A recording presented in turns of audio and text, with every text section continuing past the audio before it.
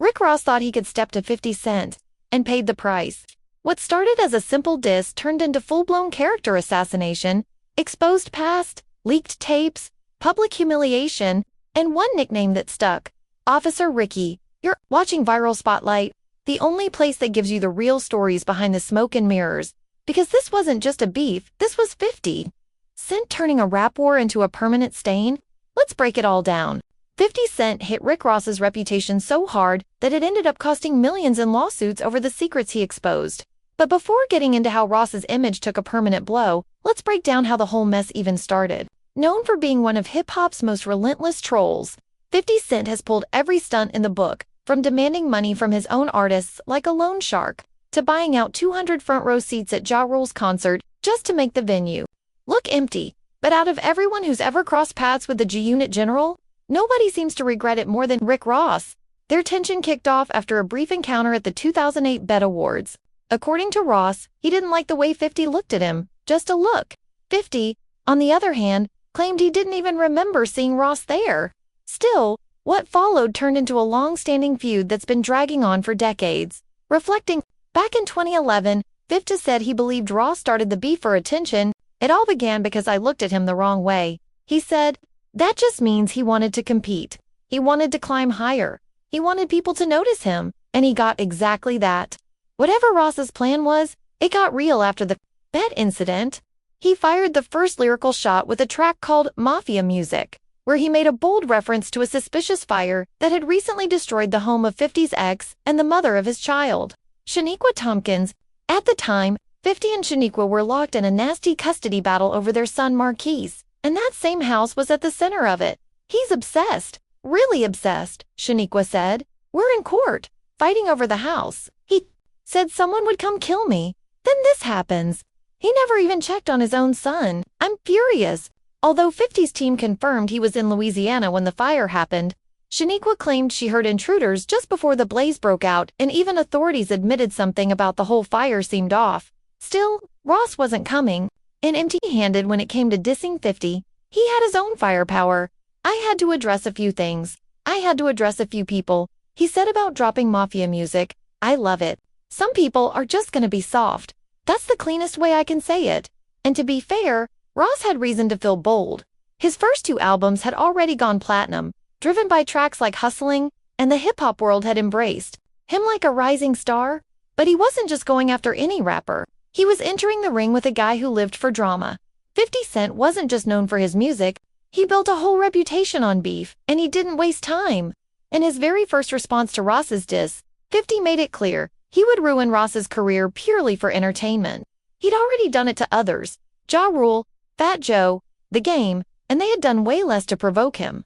Along with promising to throw everything he had at Rick Ross, 50 Cent made it clear what kind of strategy he'd use to tear him down.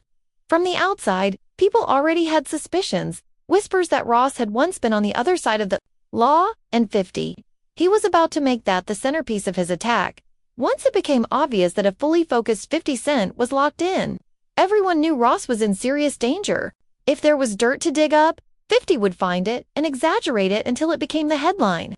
As one industry voice put it, if he ran from a fight in second grade, 50 would blow that up. So where did the whole Ross was a cop claim even come from? To get that answer, you have to rewind to 2006. That's when The Smoking Gun published an article titled "Screw Rick Ross," revealing that Ross's real name, William Leonard Roberts, had allegedly worked as a correctional officer at the South Florida Reception Center in Dade County. And this wasn't just baseless talk. The report included a photo that appeared to show a young Ross in full uniform shaking hands at his correctional academy graduation. When the photo surfaced, Ross denied it aggressively. He claimed hackers had taken an old high school photo of him and pasted his face onto someone else's body. If this stuff was real, he said, wouldn't there be real details, real dates? These fake images are made by fake people to entertain the fake. But that wasn't his only headache. Another controversy was heating up, this time about his name. In hip-hop, borrowing the names of legendary gangsters isn't unheard of. Look at Nipsey Hussle, Yo Gotti, or even Machine Gun Kelly. But Ross had taken his name from a real figure who wasn't just alive, he was furious. Freeway, Ricky Ross, the infamous drug kingpin, had no love for the rapper using his name. And unlike most inspirations, this one wasn't from a history book. He was still out here, watching it all unfold done in the beginning. Ross did everything he could to keep the correctional officer's story and questions about his real life, drug ties out of the spotlight. He ducked interviews, dodged direct answers, and hoped the topic would fade. But someone should have warned him. The worst way to protect a secret in hip-hop is to cross 50 Cent. Once you give him a reason to go after you, there's no tapping out. And Ross had already given him all the fuel he needed. 50 fired back fast. His first response came in the form of a diss track titled Officer Ricky Go Ahead. Try me, a direct shot that mocked Ross's street credibility and stripped away the gangster image he'd built. According to 50, Ross wasn't a boss, he was just playing dress up. That diss track was just the beginning. What followed was a full-on campaign. 50 didn't just release one song, he launched a mission, pouring time and money into tearing down Rick Ross's entire image. At one point, he even commissioned a cartoon series called Officer Ricky, a running joke meant to humiliate Ross by highlighting his alleged past as a correctional officer. While 50 worked to strip away the myth, Ross kept trying to brush it all off. Even as the nickname Officer Ricky started gaining traction, he stayed in denial, insisting none of it was real. But when that wasn't enough to calm the curiosity, Ross shifted gears. Instead of confronting the rumors, he started finding clever ways to dodge the truth altogether. So our first chance to talk about this. Right. Rick Ross, where did the picture come from? Is that Rick Ross? Was Rick Ross a CO? Was that created, or is that a real picture? The boss done did it all to get money.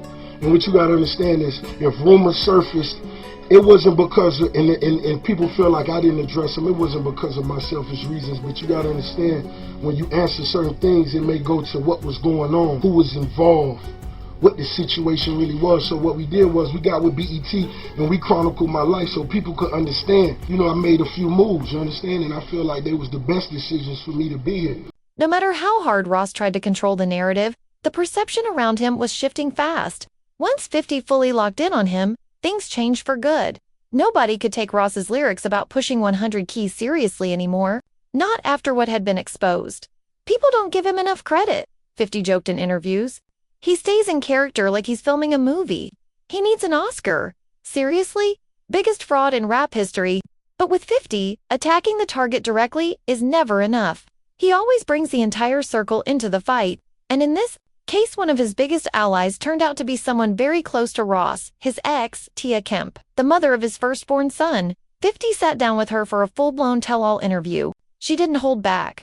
According to her, everything about Ross's persona was made up. It's sort of embarrassing to me, you know, because as you listen to his raps, you would definitely believe him, but it was surprising that he would sit there and say he spends $200 a month on food, $300 a month on clothes, his jewelry is rented. Because I go where these other niggas can't go. $2 million worth of jewels on. You know, possibly not real. His cars are being leased. He don't know where the money came from to put a down payment on a $1 million home. Like, Rick also has a baby mother who's currently working as a call girl. He has a daughter by Brooke. After that explosive interview, 50 even claimed he'd be publishing a tell-all book from Tia about her time with Ross. Luckily for Ross, the book never saw the light of day. But while 50's deep dive into Ross's personal life was strategic, messing with his baby mamas would eventually come back to haunt him. Another one of Ross's exes, Lastonia Leviston, hit 50 with a lawsuit, and this time it got serious. The issue? A leaked sex tape featuring Lastonia, with 50 providing outrageous commentary in character as his infamous alter ego, Pimpin' Curly. The lawsuit accused 50 of posting the tape online without permission. While the case dragged on for years, the fallout was massive once it finally wrapped. Still, even as that legal storm brewed, 50 kept up his pressure campaign. He never passed up a chance to take another swing at Ross. Ross would occasionally fire back with diss tracks or sneak disses. But compared to 50's calculated moves, it felt like he was just reacting. One moment in particular proved how far 50 was willing to go. He posed for photos in Vegas with Rick Ross's own child, alongside Tia and Floyd Mayweather. It was a low blow, even by rap beef standards. When called out for crossing the line, 50 always circled back to the same point. It was all fair game, because in his eyes, Ross was a fraud, and he was just proving it to the world. You took a picture with his son, holding his son, Yeah. but y'all have problems. Just imagine if your baby moms Right. had your son with somebody else. It'd be ugly. I had a hard time growing up, cool. You know, my son's mom knows that my actions would reflect that, so she won't do it. She won't chance it. The people who know me know my capabilities, so they'll stop. You know, people who think I gotta gauge, I gotta look and see who is this guy before, you know, like you get into a space, because I believe you. When every day I'm hustling, I'm thinking that's who he is. Then you look in the back and go, wait, he's a cop. You serious? And anything else that comes out is go, okay, I can't even take this serious. I gotta go pimp and curly. There's something else that's effective and laugh at it so no one else takes it serious. You think that was the end? Not even close. What 50 did next pushed boundaries even by rat beef standards. The drama only got deeper, the attacks more personal, and the damage nearly permanent. But that's a story for the next round. What happened? Next will shock you, and you'll only see it right here. Part 2 is coming soon, only on Viral Spotlight. Make sure you're locked in because it gets way crazier.